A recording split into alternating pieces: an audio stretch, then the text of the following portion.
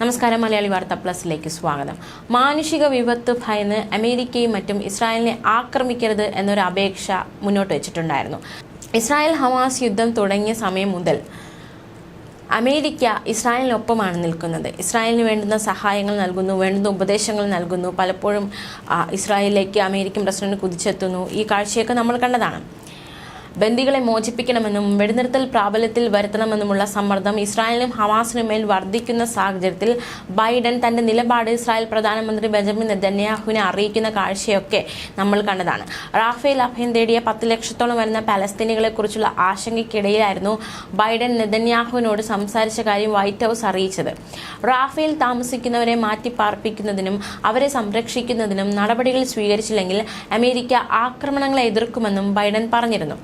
മാത്രമല്ല, ഇസ്രായേലിനെ സപ്പോർട്ട് ചെയ്തുകൊണ്ടിരുന്ന അമേരിക്ക പലപ്പോഴും ഇസ്രായേലിനെ വിമർശിക്കുന്ന കാഴ്ചകളും നമ്മൾ കണ്ടതാണ്. വിമർശിക്കുന്നിടത്ത് വിമർശിച്ചും കൂടെ നിൽക്കേണ്ടടുത്ത് കൂടെ നിന്നും ഇസ്രായേൽ അമേരിക്ക ഇങ്ങനെ നിലനിന്ന് പോവുകയാണ്. ഇതിനിടയിൽ ഇപ്പോഴിതാ അമേരിക്കൻ പ്രസിഡന്റ് ജോ ബൈഡൻ ഒരു വിഷയത്തിൽ നിർണായക പ്രതികരണം നടത്തിയിരിക്കുകയാണ്. അതിനെക്കുറിച്ചുള്ള വിശദമായ വാർത്ത നോക്കാം. യഹൂദ വിരുദ്ധതയ്ക്കും ഇസ്ലാമോഫോബിയയ്ക്കുമെതിരെ ആഞ്ഞടിച്ച് അമേരിക്കൻ പ്രസിഡന്റ് ജോ ബൈഡൻ. ഇസ്രായേലിനെതിരായ ഹമാസിന്റെ ആക്രമണത്തിന് ശേഷമുള്ള ദിവസങ്ങളിൽ യഹൂദ വിരുദ്ധതയും ഇസ്ലാമോഫോബിയയും തീവ്രമാക്കുന്നതിനെതിരെയാണ് ജോ ബൈഡൻ പ്രതികരിച്ചത്. അമേരിക്കയിൽ അത്തരം വിദ്വേഷത്തിന് സ്ഥാനമില്ല.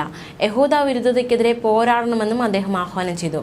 ഒക്ടോബർ 19 ഓവൽ ഓഫീസ് പ്രസംഗത്തിൽ അമേരിക്കക്കാർക്ക് നിശബ്ദരായി നിൽക്കാൻ കഴിയില്ല എന്ന് അദ്ദേഹം പറഞ്ഞിരുന്നു. എന്നിട്ടും യുദ്ധം തുടങ്ങി 7 മാസങ്ങൾക്കകം തന്നെ ഇസ്ലാമോഫോബിക് യഹൂദ വിരുദ്ധ സംഭവങ്ങൾ കൂടുതൽ വർദ്ധിച്ചിരിക്കുകയാണ് എന്നാണ് റിപ്പോർട്ടുകൾ സൂചിപ്പിക്കുന്നത്. തിരഞ്ഞെടുപ്പിന്റെ തിരക്കിനിടയിലും പിരിമുറുക്കവും നിർണായകവുമായ സമയത്തിനിടയിലും ശാന്തവും എന്നാൽ ആവേശഭരിതവുമായ പ്രതിഫലനത്തിന്റെ നിമിഷമായിരുന്നു ബൈഡന്റെ പ്രസംഗം എന്നാണ് വിലയിരുത്തൽ. ഒക്ടോബർ 7 ആക്രമണവും ഗാസയിലെ തുടർന്നുള്ള യുദ്ധവും ബൈഡന്റെ പ്രസിഡന്റ് പദവിയിലെ ഏറ്റവും രാഷ്ട്രീയമായി നിറഞ്ഞ ഒരു കാലഘട്ടമാണെന്ന് തെളിയിക്കപ്പെട്ടിരിക്കുകയാണ്. ചൊവ്വാഴ്ച അമേരിക്കൻ ജൂതന്മാർക്ക് ബൈഡൻ നേരിട്ട് സന്ദേശം നൽകി. നിങ്ങളുടെ ഭയവും വേദനയും ഞങ്ങൾ കാണുന്നുണ്ട്.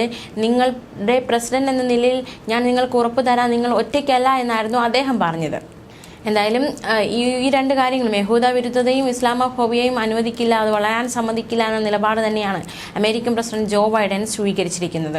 അതേസമയം വെടിനിർത്തൽ നടപ്പിലാക്കാൻ വലിയ ശ്രമങ്ങൾ നടക്കുകയാണ്. അതിനായുള്ള ചർച്ചകളൊക്കെ കഴിഞ്ഞ ദിവസങ്ങളിൽ നടന്നിരുന്നു. വെടിനിർത്തലിന് ഹമാസ് സന്നദ്ധത അറിയിച്ചിരുന്നു. പക്ഷേ എന്നിട്ടും ഇസ്രായേൽ സൈന്യം റാഫേൽ കടന്നു കയറി എന്നതടക്കമുള്ള റിപ്പോർട്ടുകളാണ് കഴിഞ്ഞ ദിവസം പുറത്തു വരുന്നത്. ഈജിപ്തിനെയും ഗാസയും ബന്ധിപ്പിക്കുന്ന റാഫ അതിർത്തിയിലൂടെ ഇരച്ചു കയറിയ ഇസ്രായേലി സൈനിക ടാങ്കുകൾ ഫലസ്തീൻ അധീനതയിലുള്ള 3 കിലോമീറ്റർ പ്രദേശം പിടിച്ചെടുത്തു. റാഫ, കറം അബൂസാലം അതിർത്തികൾ ഇസ്രായേൽ അടച്ചു.